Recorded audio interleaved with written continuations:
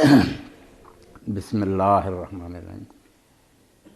D صاحب، جن حالات کا آپ نے ذکر کیا سب کے سامنے وہ، اور جہاد کی فرضیت بھی اب علم نشرہ، اس میں بھی کوئی شک نہیں، مگر کچھ باتیں ذہن میں رہنی چاہیے کہ حضرت عمر بن الخطاب رضی اللہ تعالیٰ عنہ نے اپنے زمانہ خلافت میں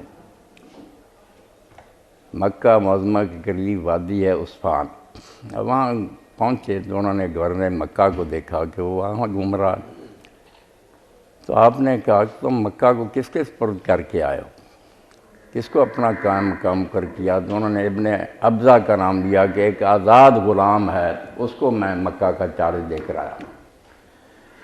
تو حضرت عمر رضی اللہ تعالیٰ نے کہا مکہ جیسی مرکزی آبادی، حرم، اور وہاں شیوخ ہیں بڑے بڑے قریش کے، تو آپ نے غلام کو وہاں مقرر کیا؟ تو انہوں نے کہا ہاں، اس لیے کہ وہ قرآن مجید کا سب سے زیادہ جاننے والا اور اس پر عمل کرنے والا ہے۔ حضرت عمر رضی اللہ نے فرمایا اللہ کے رسول علیہ السلام نے بالکل حق فرمایا تھا، ان اللہ یرفع بہذا الکتاب اقواما ویضع بہ آخرین، کہ اسی کتاب کے ذریعہ اللہ کچھ لوگوں کو سر بلند کرے گا اور اسی کی وجہ سے کچھ لوگوں کو پست کر دے گا۔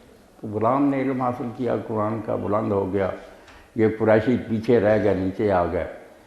تو علامہ اقبال رحمۃ اللہ علیہ نے یہی بات ہمیں سمجھائی ہے کہ ہم جہاد سے پہلے یہ سوچیں تو صحیح کہ ہم جہاد کرنے کے لائق ہیں، ہمیں حق پہنچتا ہے کہ ہم جہاد فی سبیل اللہ کے لیے نکلیں۔ ظلم اپنی جگہ ہے اور اس کو ٹالنے کے لیے جو ہو سکتا ہے وہ کرنا ہی پڑتا جان بچانے کے لیے، مگر وہ معزز سے زمانے میں مسلمہ ہو کر اور تم خار ہوئے تار کے قرآن ہو کر ان سے لڑنا یا کسی کو جا کر قتل کرنا، یہ دلیر آدمی کر لیتے، اب بھی لوگ حملے کر رہے ہیں ایسے، مگر خود اپنے خلاف جہاد، جس کو اللہ کے رسول علیہ السلام نے فرمایا کہ افضل الجہاد یہ ہے جاہد المرء نفسہ فی ذات، پہلے اپنے آپ کو اللہ کے قوانین کا تابع بناؤ۔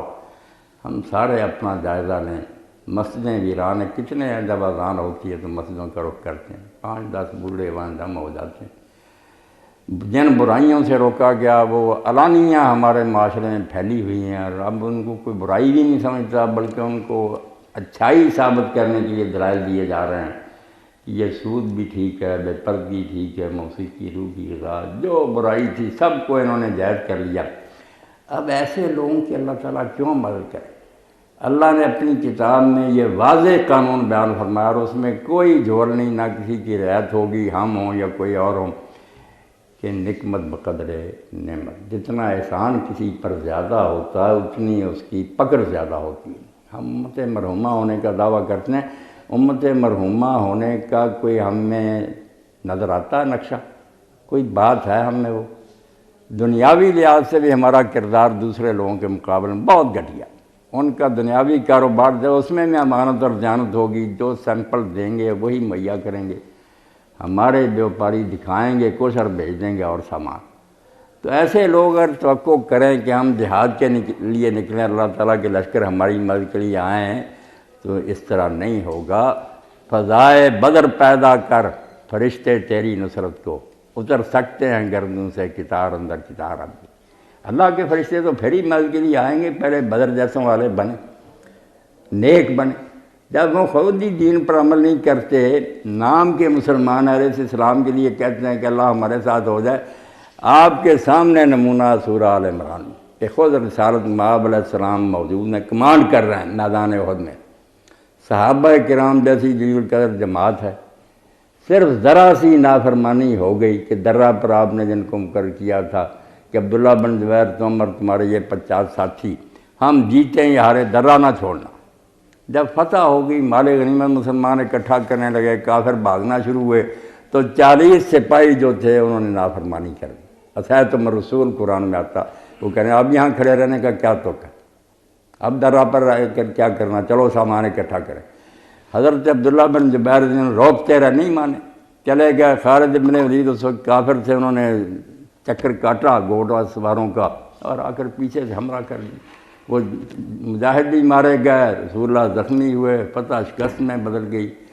تو بعد میں جب مسلمان چیخنے لگے کہ ہمارے ساتھ یہ کیا ہوا، اللہ کے وعدے کیا ہوا، اللہ نے کہا اللہ نے تو اپنے وعدے پورے کر دیے، تم کافروں کو قتل کر رہے تھے جب تم نے رسول کی نافرمانی کی تو نتیجہ تو پھر یہی نکلنا تھا۔ وہاں کہا کہ یہ تمہارا اپنا کیا کرایا ہے۔ تو اب بھی مسلمان اگر اسی وہم میں رہیں نا کہ اللہ اور اس کے فرشتے ہمارے پیچھے ہیں تو بالکل غلط بات ہے۔ پہلے خود مسلمان بنے۔ اتنے ہمارے ممالک ہیں، کئی اسلامی قانون نافذ ہے، جو انگریزی دور میں تھوڑی بہت شرم ہو جاتی وہ بھی ان لوگوں نے ختم کر دی ہے۔ کھل کھیلے ہیں کہ اب ہمارے فری ہینڈ ہے، ہمیں کوئی روکنے والا نہیں۔ وہ بدماشیاں جو سوچی نہیں جا سکتی تھی برطانوی دور میں وہ بھی اعلانیہ ہو رہی ہیں۔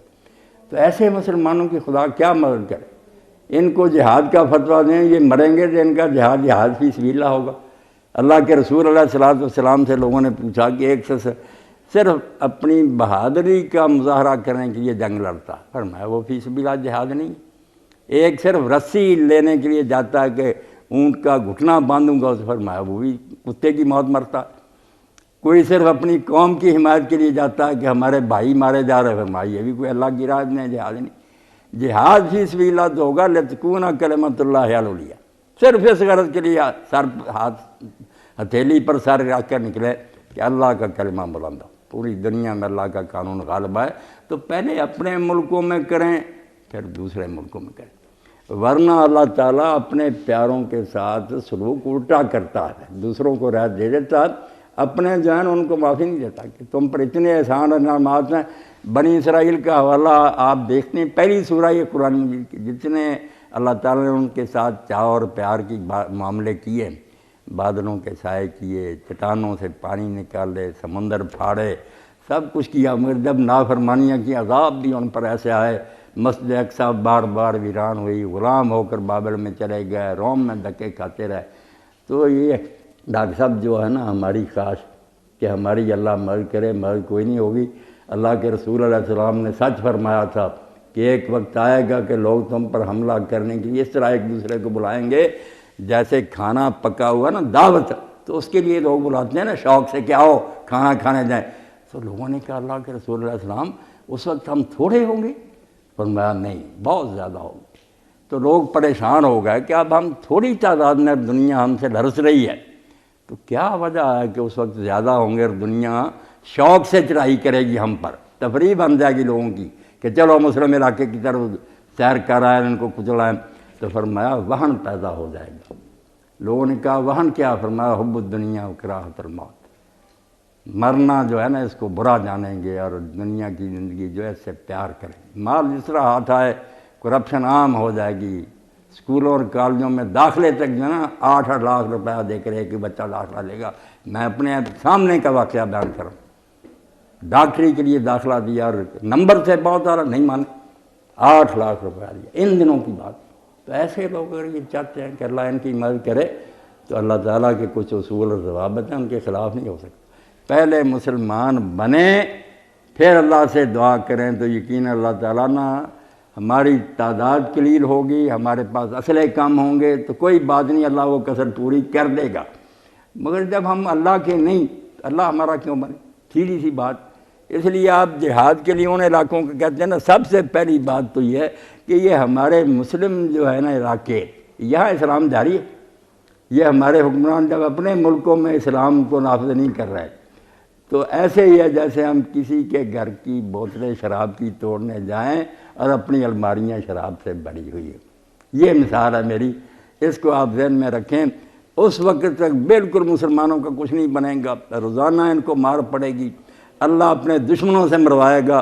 جیسے اسرائیل بڑی پیاری قوم تھی اللہ کی، مگر کبھی رومی آ گئے، کبھی بابل کے لوگ آ گئے، کبھی مصری آ گئے، بڑی پڑی ہے بائبل ہسٹری، جوتیاں ہی پڑتی ہیں، شہر ویران ہوتا رہا، مسجد اقصیٰ تک بار بار بھی ویران ہوئی۔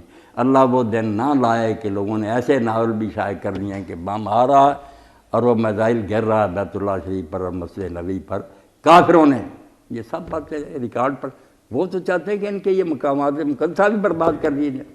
اس لیے آپ کچھ اس طرح لوگوں کو دعوت دیں کہ یہ لوٹیں واپس، پہلے اپنے دین کو پڑھیں اور پڑھنے کے بعد اس پر عمل کریں، خود اپنے آپ کو سچا مسلمان بنائیں، پھر انشاءاللہ نا دشمن بھی لرزے گا گھر بیٹھا ہوا، اتنے دلیر نہیں ہوں گے کہ بچوں کو مارے، مگر وہ جانتے ہیں بجھی عشق کی آگ اندھیر ہے، مسلمان نہیں راکھ کا ڈھیر۔ یہ مسلمان ہوتے تو ان سے ایسا کرتے ہی کیوں؟ جی